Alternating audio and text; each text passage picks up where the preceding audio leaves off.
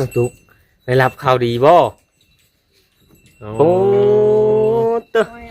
โอ้ เอาไว้ ดีใจบ่น้องตุ๊ก ดีใจ เก็บไปจะบีเด้อ ไผมองให้บ่ มี ยัง อยู่ บ่ บ่มีอยู่บ่ถงบ่ค้ บ่คำ ำแม่น โอ้เล่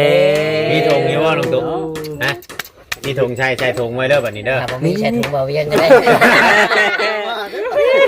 จ้างบ่แท้บ่เจอยเนาะเว้าเว้ยเพิ่นค่อยตกใจอันนี้ โอ้ย ก็หยอกน้องตุ๊กก็หยอก เอาใหม่ได้ โคตรอีหลีบ่คำ เออ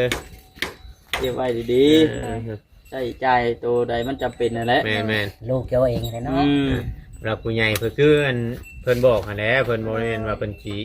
เบิ่งเฮาอันนั้นฮักแต่ว่าครอบครัวของยุมเจ้าเนี่ยเขาว่าไม่บุญ หลายเนาะ ตลอดบ่อยง่าย ห ใช่ ลาย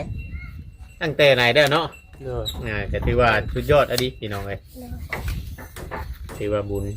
เก่าเป็นช้างมาหลาย เนาะ